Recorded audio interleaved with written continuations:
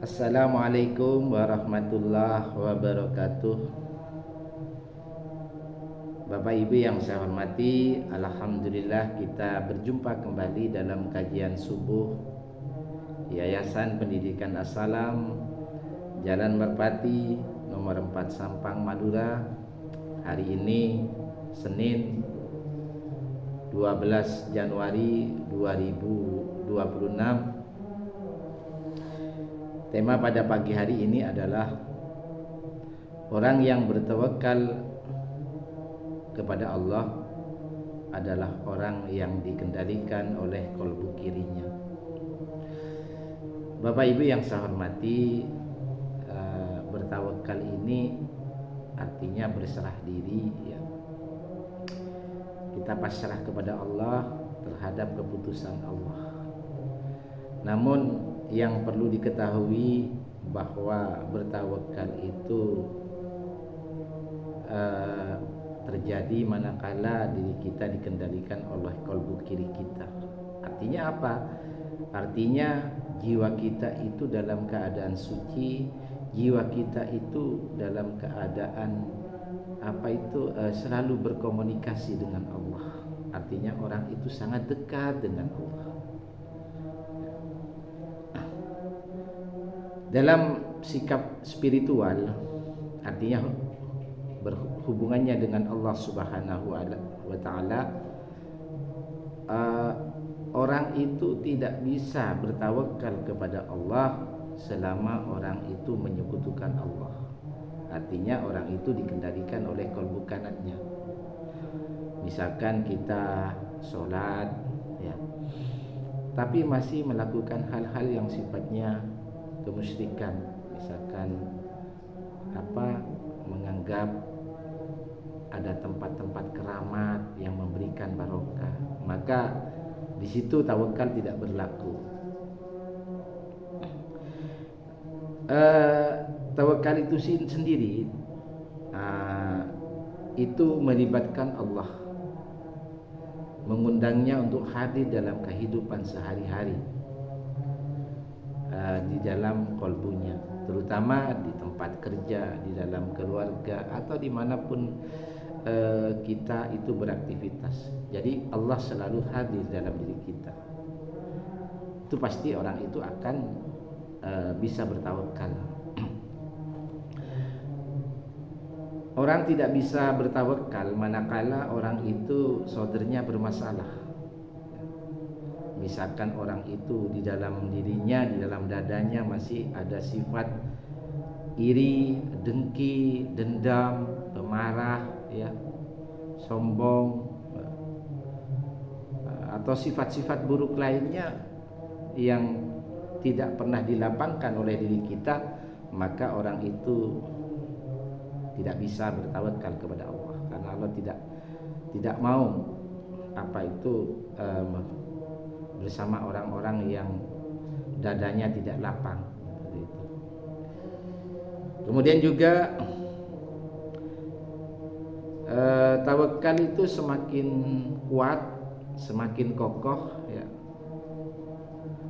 manakala orang itu merendahkan diri di hadapan Allah. Kemudian orang itu dikendalikan oleh kolbu kirinya. Termasuk juga orang itu tidak bisa bertawakal manakala orang itu banyak dikendalikan oleh fikirnya, ya, yang selalu memperturutkan hawa nafsu, yang selalu dunia dia memandangnya begitu megahnya, ya, begitu mewahnya dunia, sampai lalai daripada mengingat Allah. Maka orang-orang seperti itu dipastikan tidak bisa bertawakal kepada Allah. Jadi orang-orang yang bisa bertawakal kepada Allah itu hanyalah orang-orang yang beriman kepada Allah. Beriman kepada Allah, kemudian orang itu dikendalikan oleh kolbu kirinya, jiwanya dalam keadaan suci, bersih, ya, yang selalu berkomunikasi dengan Allah. Maka Allah selalu menurunkan cahaya secara terus-menerus. Akibatnya orang itu dipastikan akan selalu bertawakal kepada Allah. Jadi Bapak Ibu, di dalam Islam kita itu ketika punya niatan atau merencanakan, maka hubungannya dengan tawakal, kita harus merencanakan itu yang paling utama niatnya dulu semata-mata karena Allah, mencari ridho Allah. Artinya harus di jalan Allah ya. Artinya niatnya itu harus yang halal, gak boleh yang haram. Demikian juga ketika kita berusaha melaksanakan rencana itu, maka rencana itu ketika dilaksanakan itu juga harus di jalan Allah. Tidak boleh menyebabkan Allah itu murka. Tidak boleh yang dilarang Allah itu dilaksanakan, nggak boleh. Misalkan kita itu merencanakan tapi pelaksanaannya itu tidak baik, mohon maaf, menipu orang, mendolimi orang, menyakiti orang lain, mengambil haknya orang lain ya. Nah, baru kita bertawakal. Maka bertawakal yang semacam itu gugur di hadapan Allah. Jadi antara rencana dan melaksanakan itu harus mendapatkan ridho Allah. Dan ketika merencanakan serta melaksanakan itu, diri kita itu selalu dikendalikan oleh qalbu kiri, selalu dikendalikan oleh jiwa yang tetap dalam keadaan suci dan merasa takut kepada Allah. Baru setelah itu, ketika kita merencanakan, kemudian ketika melaksanakan, sama-sama adalah hal yang baik ya.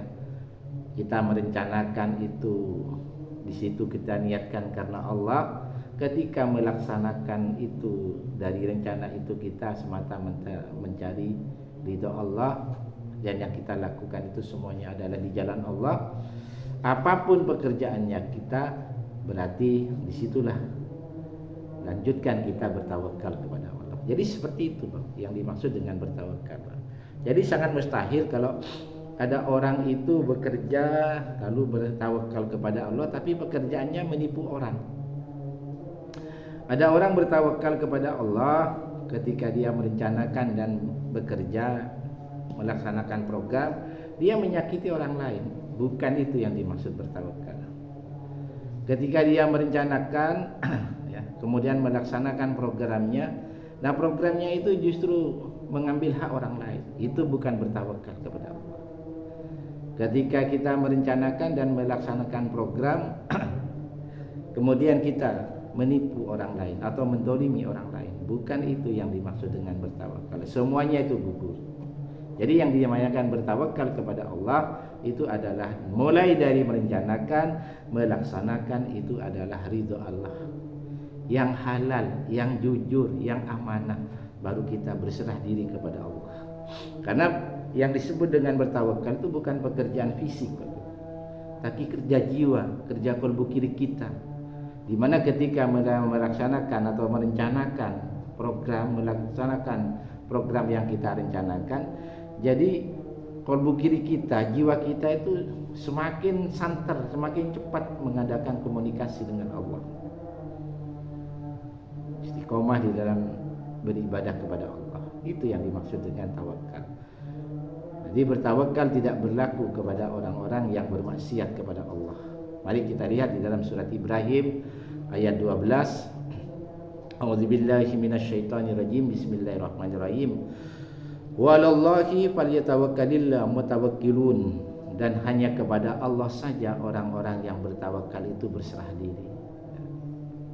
Di sini kalau